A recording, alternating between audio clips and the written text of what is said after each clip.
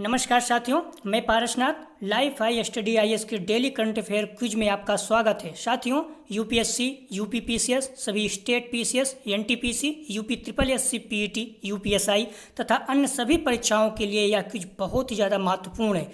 सभी प्रश्न पूर्व में किसी न किसी एग्जाम में पूछे गए प्रश्नों पर आधारित हैं, अर्थात जो पूर्व में एग्जाम में प्रश्न आए हुए हैं उन्हीं को आधार बनाकर प्रश्न बनाए गए हैं। इसलिए साथियों, प्रश्नों को ध्यान से देखिएगा, यहाँ से एग्जाम में आपको प्रश्न सेम टू सेम मिल सकते हैं। साथियों, प्रश्नों पर आएँ उससे पहले यदि आप चैनल को सब्सक्राइब नहीं किए हैं तो प्लीज़ चैनल को सब्सक्राइब, शेयर और लाइक कीजिए। साथियों, पहला प्रश्न है, भारत में किस खिलाड़ी को दुबई एशियाई मुक्केबाजी चैंपियनशिप में 51 किलो वर्ग में रजत पदक से संतोष करना पड़ा? Lalbuatsaihi, MC Mary Kom, Pooja Rani, Anupama. साथियों, इसका सही जवाब है B, MC Mary Kom. Dubai में एशियाई मुक्केबाजी प्रतियोगिता के 51 किलो वर्ग में 6 बार की विश्व चैंपियन एमसी मैरी कॉम को रजत पदक से संतोष करना पड़ा। इसके अलावा लाल बुसाई 64 किलो वर्ग, पूजा रानी 75 किलो वर्ग, अनुपमा 81 किलो वर्ग में फाइनल में अपनी चुनौती पेश करेंगी। अब तक भारतीय महिला टीम की 6 खिलाड़ी कांस्य पदक जीत चुकी हैं। साथियों, अगला प्रश्न है, निम्न में से कौन सा मुक्केबाज एशियाई मुक्केबाजी चैंपियनशिप के फाइनल में पहुंच गए हैं? शिवा थापा, संजीत, अमित पंघल, इनमें से सभी। साथियों, इसका सही जवाब है डी, इनमें से सभी। मुक्केबाज अमित पंघल, शिवा थापा, संजीत एशियाई बॉक्सिंग चैंपियन के फाइनल में पहुंच गए हैं। हालांकि राष्ट्रीय चैंपियन वरिंदर सिंह के अलावा विकास कृष्ण को भी कांस्य पदक से ही संतोष करना पड़ा। सोमवार को फाइनल में पंघल का मुकाबला उज्बेकिस्तान के ओलंपिक और विश्व चैंपियन शाखो विदिन जोइरोव से होगा। बीसीसीआई ने आईपीएल 2021 सीजन के शेष मैच को किस देश में पूरा कराने की घोषणा की? संयुक्त अरब अमीरात, श्रीलंका, इंग्लैंड, ऑस्ट्रेलिया। साथियों, इसका सही जवाब है ए, संयुक्त अरब अमीरात। भारतीय क्रिकेट कंट्रोल बोर्ड बीसीसीआई ने इंडियन प्रीमियर लीग 2021 सीजन के शेष मैच को संयुक्त अरब अमीरात में कराने की घोषणा की। बैठक में आईसीसी 2020 विश्व कप 2021 की मेजबानी पर भी उच्च निर्णय लेने के लिए आईसीसी से समय बढ़ाने के लिए पदाधिकारियों को अधिकृत किया। निम्न में से कौन जुलाई में श्रीलंका के साथ सीमित ओवर क्रिकेट श्रृंखला में भारतीय टीम के कोच होंगे? सौरव गांगुली, राहुल द्रविड़, सचिन तेंदुलकर, रवि शास्त्री। इसका सही जवाब है बी, राहुल द्रविड़। पूर्व भारतीय कप्तान राहुल द्रविड़ श्रीलंका के खिलाफ जुलाई में सीमित ओवरों 6 मैचों की श्रृंखला के लिए भारतीय कोच चुने गए हैं। 3 दिवसीय मैच 13, 16, 19 जुलाई खेले जाएंगे। टी20 मैच 22 और 27 जुलाई को खेले जाएंगे। हाल ही में दुनिया के सबसे उम्रदराज किस अमेरिकी व्यक्ति ने माउंट एवरेस्ट फतह किया? साथियों, ये सांग इन हुंग के साथ ही गए थे। तो सांग इन हुंग, आर्थर मुहर, कामरीता, इनमें से सभी। साथियों, इसका सही जवाब है बी, आर्थर मुहर। साथियों, अमेरिका के आर्थर हांगकांग इंग हंग सबसे ऊंची चोटी से सुरक्षित लौटे। आर्थर मुहर 75 साल के हैं, शिकागो के एक सेवानिवृत्त वकील हैं। विश्व तंबाकू रोधी दिवस कब मनाया जाता है? साथियों, इसका सही जवाब है 28 मई, 29 मई, 30 मई, 31 मई। तो इसका सही जवाब है डी, 31 मई। 31 मई को दुनिया भर में हर साल विश्व तंबाकू रोधी दिवस मनाया जाता है, जो वर्तमान में दुनिया भर में हर साल 70 लाख से अधिक मौतों का कारण है। साथियों, विश्व में सबसे ज़्यादा दूसरे नंबर पर मौत जो होती है तंबाकू से ही होती है। विश्व स्वास्थ्य संगठन के सदस्य 1987 में पहली बार विश्व तंबाकू निषेध दिवस मनाया था। अगला प्रश्न है, गोवा का स्थापना दिवस कब मनाया जाता है? गोवा का स्थापना दिवस कब मनाया जाता है? 28 मई, 29 मई, 30 मई, 31 मई। इसकी सही जवाब है सी, 30 मई। 30 मई को गोवा अपना स्थापना दिवस मनाता है क्योंकि इसी दिन 30 मई 1987 को गोवा को पूर्ण राज्य का दर्जा मिला था। दमन और दीव को अलग केंद्र शासित राज्य बना दिया गया था। साथियों, आपको बताना होगा भारत में कितने केंद्र शासित प्रदेश हैं वर्तमान में। 19 दिसंबर को गोवा को पुर्तगालियों से आज़ादी मिली थी, इसीलिए 19 दिसंबर को गोवा मुक्ति दिवस के रूप में भी मनाता है। डॉक्टर सलीम अली पक्षी विहार गोवा में। साथियों, बहुत इंपॉर्टेंट, बार बार पीसीएस पूछा जाता है, आप लोग कंफ्यूज मत होइएगा। डॉक्टर सलीम अली पक्षी विहार गोवा में है। Doctor Salim Ali national park Jammu Kashmir में है। दोनों में कंफ्यूज नहीं होना है, पक्षी विहार गोवा में, नेशनल पार्क जम्मू कश्मीर में। हाल ही में किस मंत्रालय ने ईएसआईसी और ईपीएफओ के माध्यम से कोविड में जान गंवाने वाले को कामगारों के आश्रितों के लिए अतिरिक्त लाभों की घोषणा किया। केंद्रीय श्रम रोजगार मंत्रालय, स्वास्थ्य मंत्रालय, मानव संसाधन मंत्रालय, गृह मंत्रालय। साथियों इसका सही जवाब है ए, केंद्रीय श्रम एवं रोजगार मंत्रालय।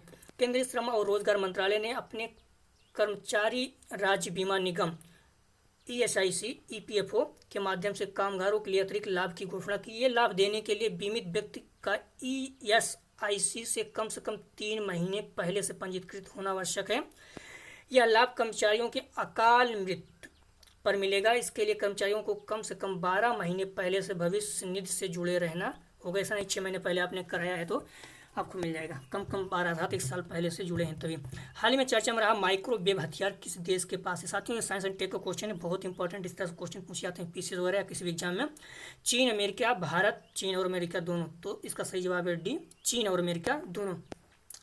माइक्रोवेव हथियार एक प्रकार का प्रत्यक्ष ऊर्जा होते हैं जो अपने लक्ष्य को अत्यधिक केंद्रित ऊर्जा रूपों जैसे ध्वनि, लेजर, माइक्रोवेव आदि द्वारा लक्षित करते हैं। इसमें उच्च आवृत्ति के विद्युत चुंबकीय विकिरण द्वारा मानव के शरीर में संवेदना अर्थात दर्द पैदा किया जाता है। चीन ने पहली बार 2014 में एक एयर शो में पाली WB1 नामक माइक्रोवेव हथियार प्रदर्शित किया था और संयुक्त अरब अमेरिका ने भी एक्टिव डेनियल सिस्टम नामक प्रोटोटाइप माइक्रोवेव हथियार को विकसित किया है जो पहली गैर घातक निर्देशित ऊर्जा काउंटर कार्मिक प्रणाली है। हाल ही में DRDO अर्थात रक्षा अनुसंधान और विकास संगठन ने उच्च ऊर्जा लेजर और माइक्रोवेव का उपयोग करके निर्देशित ऊर्जा हथियार विकसित करने की योजना बनाया था। भारत भी अब माइक्रोवेव हथियार बनाएगा। हाल ही में खबरों में रहा उज्जैनी बांध किस राज्य में। साथियों बांध बहुत ज़्यादा पीसीएस से किसी भी एग्जाम में पूछे जाते हैं तो इसको आप लोग ध्यान से देखना। हाल ही में खबरों में रहा उज्जैनी बांध किस राज्य में है। केरल, महाराष्ट्र, मध्य प्रदेश, बिहार। इसका सही जवाब है बी, महाराष्ट्र। यह बांध महाराष्ट्र के सोलापुर जिले के उज्जैनी गांव के नज़दीक है। उज्जैनी बांध कृष्णा नदी की सहायक नदी भीमा नदी पर है। इसे भीमा बांध या भीमा सिंचाई प्रोजेक्ट भी कहा जाता है। साथियों तीसरी आर्कटिक विज्ञान मंत्री स्तरीय बैठक का आयोजन देश कौन है। इस तरह से जो बैठक प्रश्न होते हैं साइंस या पर्यावरण से संबंधित बहुत ज़्यादा इंपॉर्टेंट होते हैं। आइसलैंड, जापान, अमेरिका, जर्मनी, इनमें से सभी। साथियों उसका सही जवाब है ए, आइसलैंड। साथियों अगला इसमें हाल ही में भारत ने तीसरी आर्कटिक मंत्रिस्तरीय बैठक में भाग लिया। इसका आयोजक देश आइसलैंड, जापान है द्वारा संयुक्त रूप से किया गया है। पहले 2 बैठकों का आयोजन क्रमशः 2016 में अमेरिका, 2018 में जर्मनी में किया गया। साथियों इसका थीम बहुत इंपॉर्टेंट होता है, आप लोग ध्यान दिया करो। जब भी थीम कोई चाहिए हो तो आप लोग जरूर याद रखा करो। संवहनी आर्कटिक के लिए जानकारी, knowledge for a sustainable Arctic. अगला प्रश्न है स्मार्ट किचन स्कीम किस राज्य की पहल है। साथियों तो प्रश्न बहुत ज़्यादा इंपॉर्टेंट होते हैं। बिहार, दिल्ली, गोवा, केरल। इसका सही जवाब है डी अर्थात केरल। साथियों केरल के बारे में जो सबसे इंपॉर्टेंट चीज़ है, केरल में साइलेंट वैली नेशनल पार्क है। बार बार किसी भी एग्जाम में पीसीएस में तो बहुत ज़्यादा पूछा गया है। साथियों मैं बार बार एक शब्द बोलता हूँ कि आपको एसटीडी टेबल पे किसी भी एग्जाम की तैयारी करते हैं सिलेबस और प्रीवियस ईयर का पेपर होना चाहिए, तभी आप समझ पाएंगे कि क्या सिलेबस है, कैसे प्रश्न आता है। हाल ही में चर्चा में रहा भीतरकनिका नेशनल पार्क किस राज्य में स्थित है। पश्चिम बंगाल, उड़ीसा, झारखंड, असम। साथियों इसका सही जवाब है बी, उड़ीसा। अभी यास चक्रवात आया था जिसके कारण बहुत ज़्यादा चर्चा में रहा।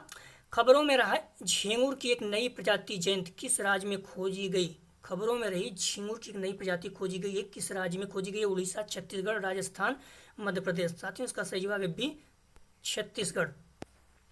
छत्तीसगढ़ के कुर्रा गुफा में झींगुर की एक नई प्रजाति पाई गई है। इस नई प्रजाति का नाम देश के जाने माने एक्सप्लोरर प्रोफेसर जयंत विश्वास के नाम पर रखा गया है। जयंती झींगुर की 12वीं प्रजाति अर्थात इससे पहले 11 प्रजाति थी। यह खोज प्रतिष्ठित पत्रिका जुटाक्सा में प्रकाशित हुई। हाल ही में काजीरंगा एनिमल कॉरिडोर के कारण चर्चा में रहा काजीरंगा नेशनल पार्क किस राज्य में है। साथियों अभी हाल ही में काजीरंगा एनिमल कॉरिडोर बन रहा है, तो जिसके कारण काजीरंगा नेशनल पार्क बहुत ज़्यादा हाईलाइट था, चर्चा में था। तो किस राज्य में है साथियों। पश्चिम बंगाल, असम, सिक्किम, उत्तराखंड। साथियों बहुत इंपॉर्टेंट है बी असम। विश्व के सर्वाधिक एक सींग वाले गैंडा काजीरंगा राष्ट्रीय उद्यान में पाए जाते हैं। काजीरंगा की संख्या में असम के काजीरंगा राष्ट्रीय उद्यान के बाद पोबीतोरा वन जीव अभ्यारण्य में दूसरा स्थान है, जबकि पोबीतोरा अभ्यारण्य विश्व में गैंडों की उच्चतम जनसंख्या घनत्व अभ्यारण्य है, अर्थात जनसंख्या घनत्व में पोबीतोरा पहले स्थान पे है और संख्या में तो फिर काजीरंगा नेशनल पार्क ही है। तो आपको दोनों ध्यान रखना होगा। इस उद्यान क्षेत्र में राष्ट्रीय राजमार्ग संख्या 37 गुजरती है। ये भी कभी प्रश्न पूछा था, इसमें पूछा जा चुका है किसी नेशनल पार्क के बारे में कि निम्न में से इस नेशनल पार्क में कौन सी नदी गुजरती है, तो इसलिए नेशनल पार्क भी पूछा जा सकता है। असम के बारे में कुछ और जानते हैं साथियों, जो बहुत इंपॉर्टेंट है। असम से जितने भी क्वेश्चन बनते हैं, बहुत ज़्यादा क्वेश्चन बनते हैं और सारे इंपॉर्टेंट होते हैं। जितने भी क्वेश्चन बन सकते हैं आप सभी क्वेश्चन बनाने की ध्यान दिया करो। आप लोग किसी तरह से सोच सकते हो। डिब्रू सखोवा राष्ट्रीय उद्यान, मानस राष्ट्रीय उद्यान, नमेरी राष्ट्रीय उद्यान, राजीव गांधी ओरंग राष्ट्रीय उद्यान, सारे बहुत इंपॉर्टेंट आप लोगों को याद होना चाहिए। साथियों कल का प्रश्न है अंतर्राष्ट्रीय एवरेस्ट दिवस कब मनाया जाता है। साथियों का सही जवाब है सी 29 मई को।